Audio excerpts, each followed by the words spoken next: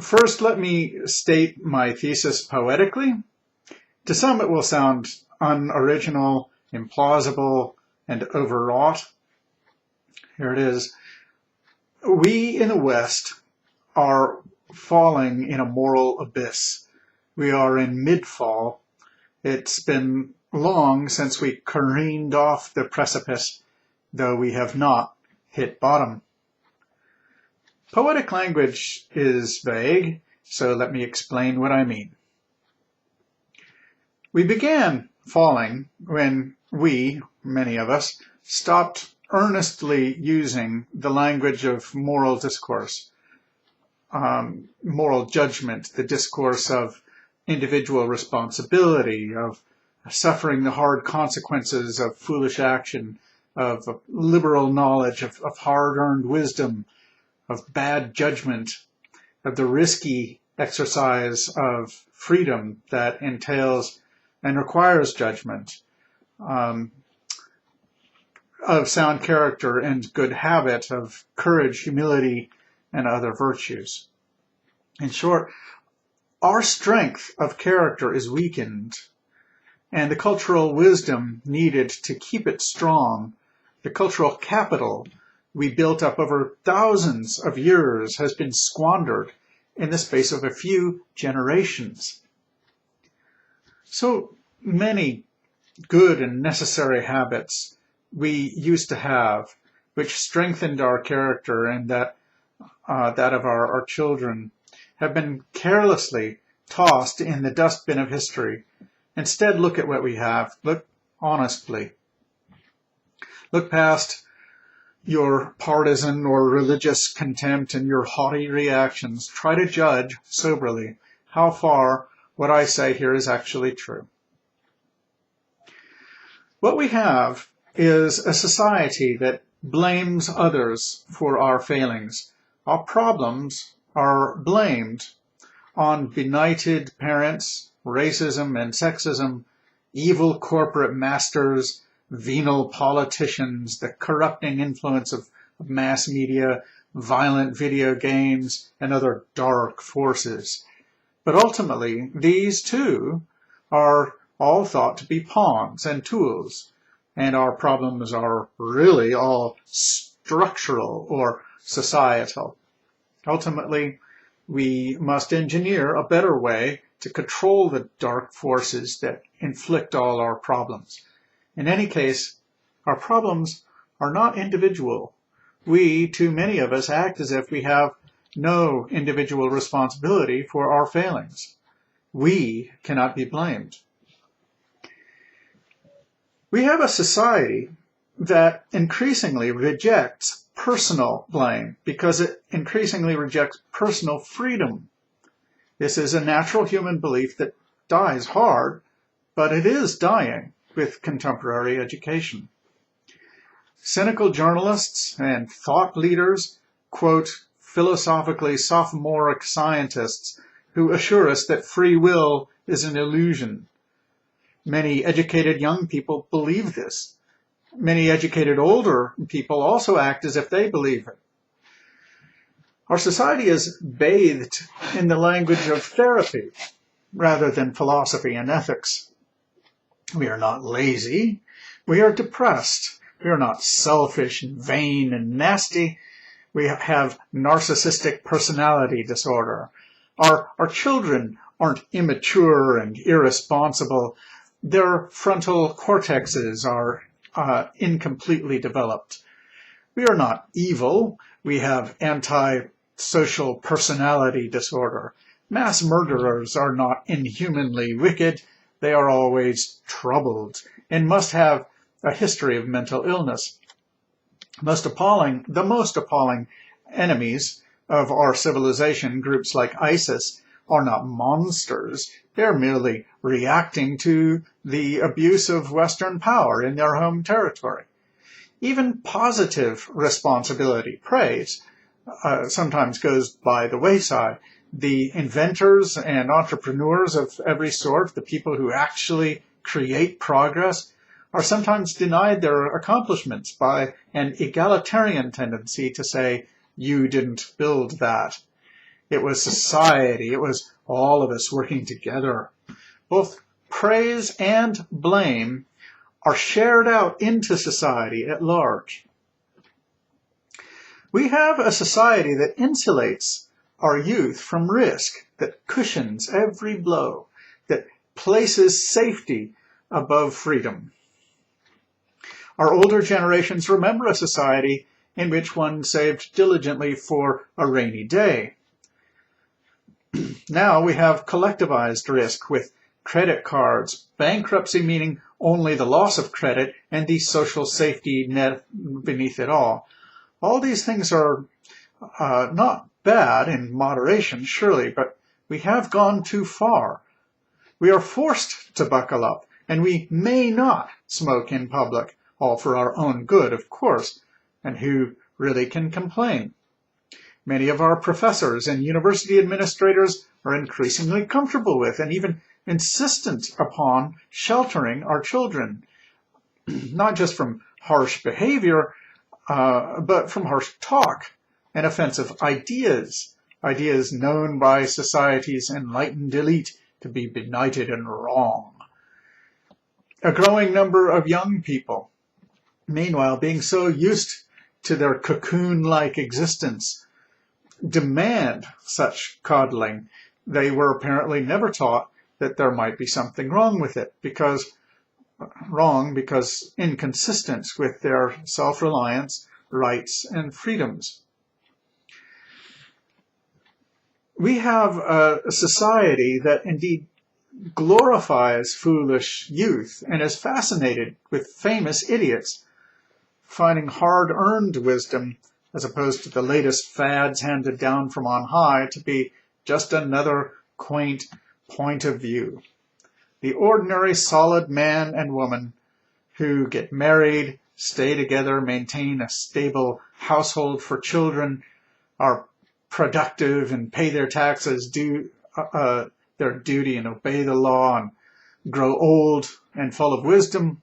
These people used to be thought of as the salt of the earth. Today, they are ignored, forgotten, worse, sneered at as bourgeois, middle class, and old-fashioned, or worse still, dismissed as merely privileged and as part of the oppressor class. They're rarely honored, except by their families and friends who know them. The former salt of the earth here signals everywhere that their lives are boring, inauthentic, even offensive. Many philosophers and priests of days gone by would disagree that they too are boring and inoffensive and offensive. We consult psychologists, celebrities, and pundits for wise advice on living, rather than philosophers and priests. But perhaps that's understandable, because so many philosophers and priests today have really gotten out of the wisdom game after all. The philosophers focus on technical questions more than broad, useful soul and mind craft. And I've heard that our religious leaders focus not on how to avoid sin and live more pure and holy lives, but instead how to rely on God to inspire us to success and more abundant joy. Increasingly, our teachers reject the wisdom of dead white men, glorifying whatever is new or genuinely produced by online communities, as long as it can be consumed quickly and easily by those who have never been taught to pay attention.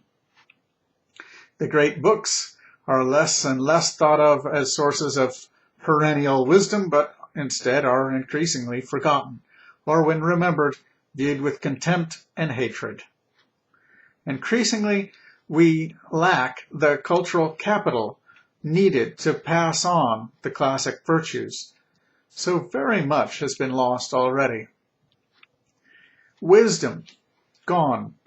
Although more of us than ever are college-educated now, fewer than ever seem acquainted with or comfortable discoursing in terms of the best concepts, examples, and narratives of perennial classical Western values. It's also old-fashioned again and pretentious to us now. Much wisdom could be found in the Bible, whatever its faults might be, but in a largely secular society, those things are mentioned only in church services that a dwindling minority of the population attend on Sunday, and often not even there. Public discourse, which now mostly takes place online, the discourse that, at least among educated adults, ought to be the most informed by classical standards of knowledge and logic, is mostly an exchange of tiresome fallacies, insults, and memes, when it does not consist of outraged head-nodding and internet silos. We have become a society of educated fools. And the practical wisdom, the wisdom that ought to inform how we spend our time and guide important decisions, seems a dwindling commodity, as well as more and more supposed adults act like selfish adolescents in their personal habits and relationships. Judgment of ourselves in moral terms, once called conscience, is rarely done or discussed. We can't help but feel guilty at our faults. Moral feelings die hard, that's true, but we don't have a moral description.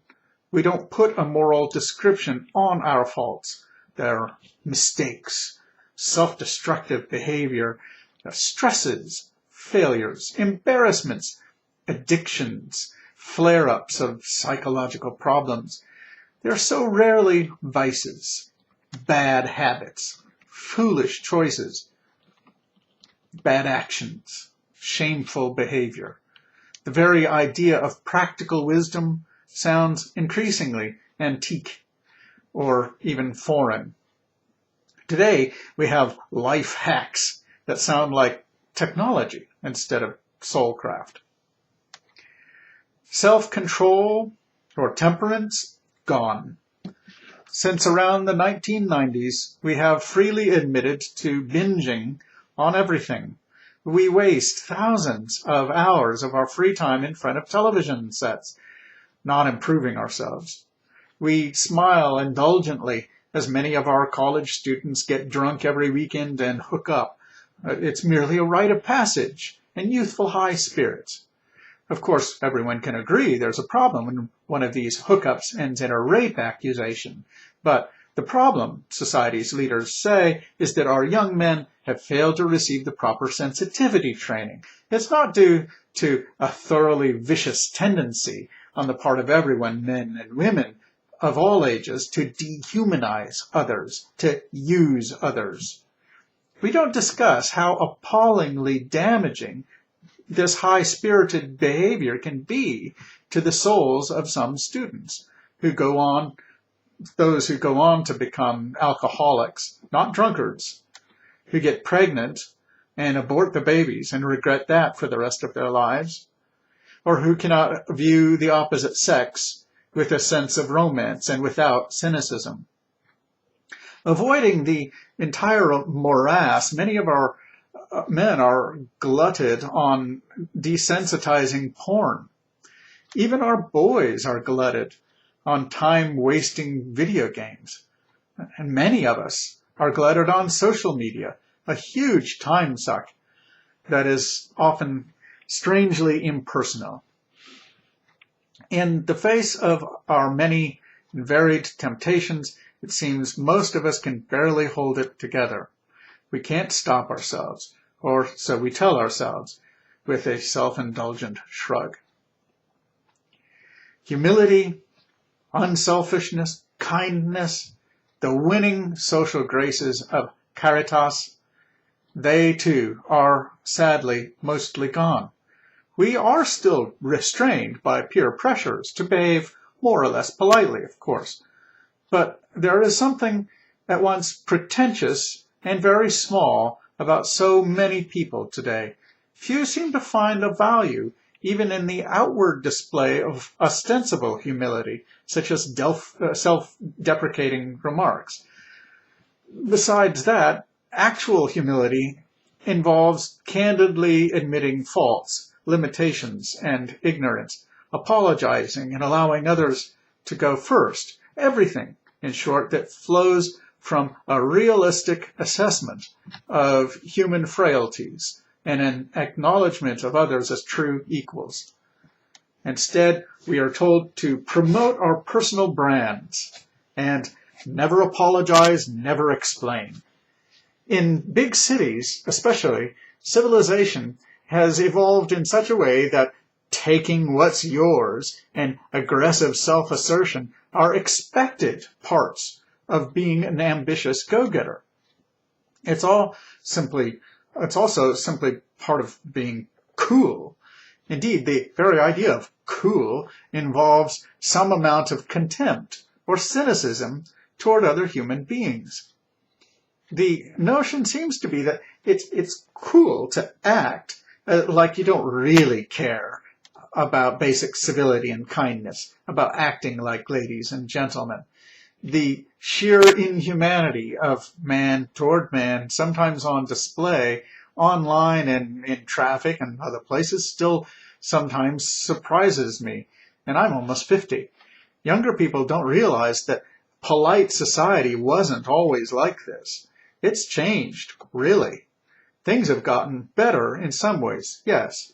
For example, toward women and minorities.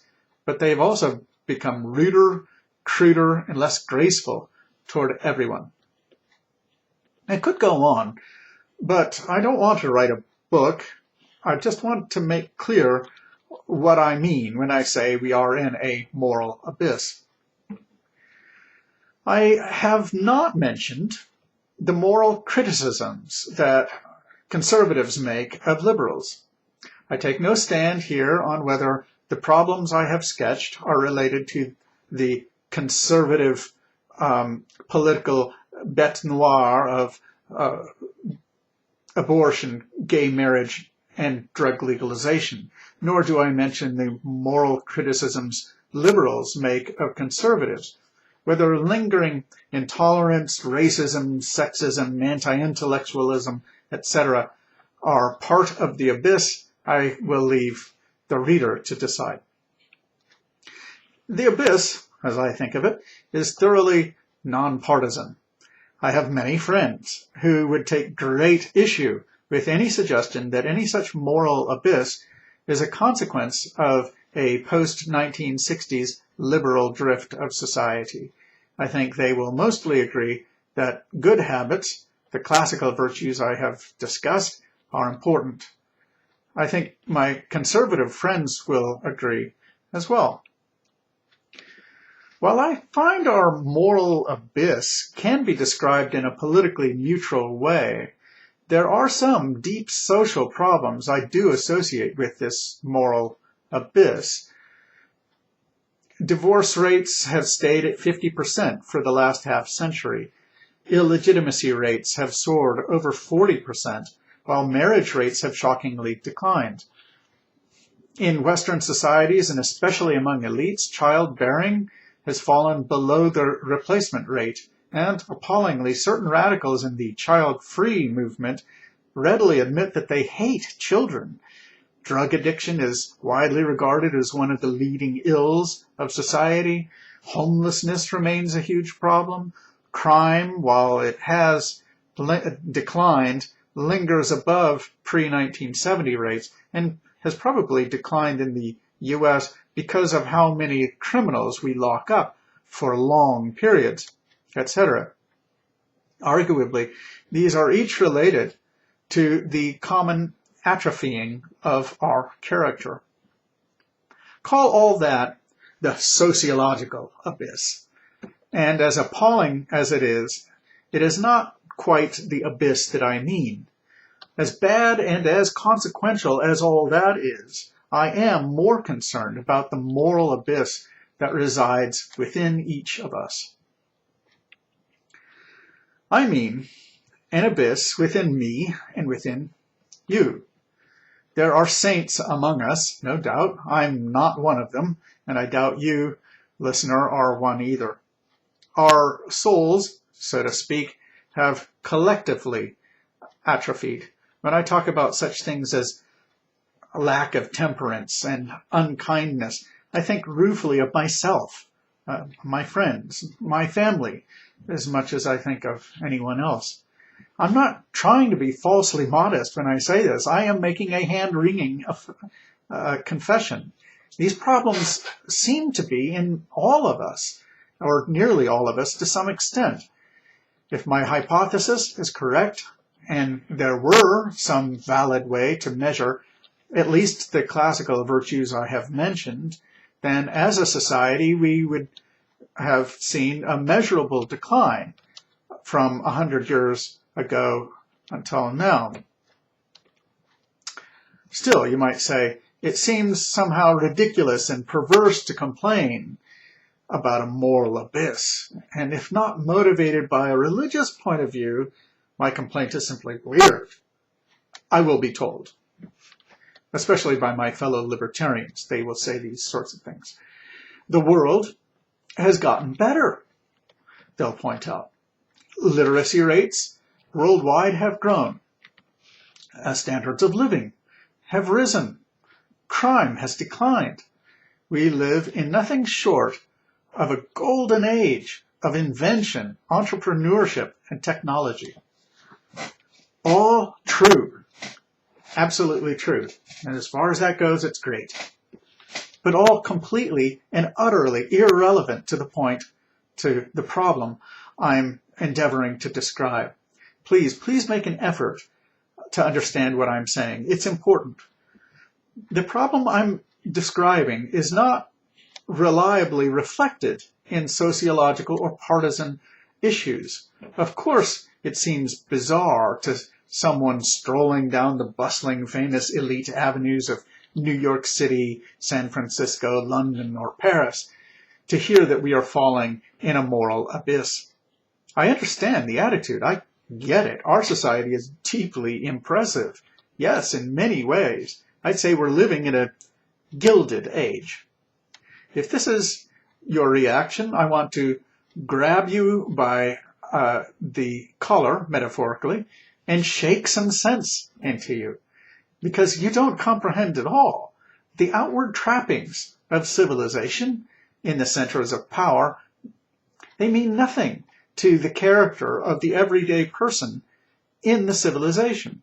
Surely, if you're liberally educated or have some moral sense, you know this. So many parents lack a knowledge of the religious texts, the literature, the history, and the philosophy teaching such virtues. They have a weak grasp of the concepts and of the language needed to pass them on. Above all, they lack the virtues within themselves to teach them by example. Consequently, parents today produce children that must struggle to learn the qualities of character they so desperately need to know to lead decent, contented lives and ultimately maintain our civilization. And not surprisingly, we parents fail a lot, even if we try. It was always so, I'll be told. Perhaps, but it's gotten worse, a lot worse. The virtues were already weakened in our own parents' generation. I admit that the problems I'm describing here might seem relatively unimportant first world problems. Your family is not homeless. Probably nobody is strung out on drugs. The children are loved by their parents, whether together or divorced, etc. You're doing fine. In that case, then, yes, okay, you're doubtless doing just fine compared to the Joneses. But you and the Joneses and everybody else together are living in a weakened version of Western civilization. I fear we are living on borrowed time, running on the fumes of the Enlightenment. The moral fiber within each of us has weakened, and in some has thinned to the breaking point. It breaks in various startling ways. It was, for example, the recent shooting in Roseburg, Oregon, of 9 innocent people that inspired this cri du coeur. Here's why I don't blame guns for mass murders. We went through generations in which guns were much less restricted than they are now, and we did not have regular mass shootings. Blame instead our moral abyss. We need to begin by blaming ourselves, our bad habits, and above all, our foolish incomprehension about the way that freedom, responsibility, and morality work in the world. After these atrocities, we too often hear stories that a brazen killer was a nice guy and a good citizen and seemed normal enough.